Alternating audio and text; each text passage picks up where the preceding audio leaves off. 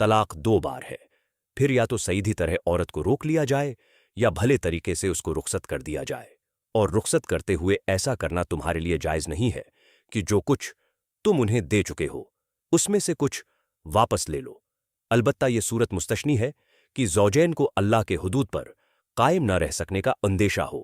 ऐसी सूरत में अगर तुम्हें यह खौफ हो कि वो दोनों हुदूद-उलही पर कायम न रहेंगे तो इन दोनों के दरमियान ये मामला हो जाने में मुज़ायका नहीं कि औरत अपने शवहर को मुआवजा देकर अलीहदगी हासिल कर ले।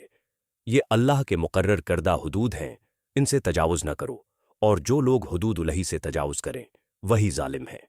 फिर अगर 2 बार तलाक देने के बाद शवहर ने औरत को तीसरी बार तलाक दे दी तो वो औरत फिर उसके लिए हलाल न होगी, इल्ला ये कि उसका निकाह किसी दूसरे शख्स से हो और वो उसे तलाक दे दे। तब अगर पहला शौहर और ये औरत दोनों ये ख्याल करें कि हुदूद-उलही पर कायम रहेंगे तो उनके लिए एक दूसरे की तरफ रुजुआ कर लेने में कोई मजायका नहीं।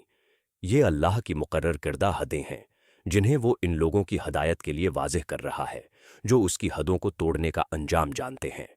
और जब तुम औरतों को तलाक दी दो और उनकी अद्दत पूरी होने को आ जाए तो या भले तरीके से उन्हें रोक लो या भले तरीके से रुखसत कर दो।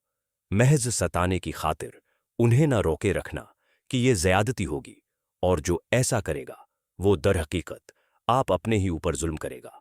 अल्लाह की आयात का खेल ना बनाओ। भूल ना जाओ कि अल्लाह ने किस नामत अज़मी से तुम्हें सरफराज किया है। वो तुम्हें नसीहत करता है कि जो किताब और हिकमत उसने तुम पर नाजिल की है उसका एहतराम मलहूज रखो। अल्लाह से डरो और खूब जान लो कि अल्लाह को हर बात की खबर है।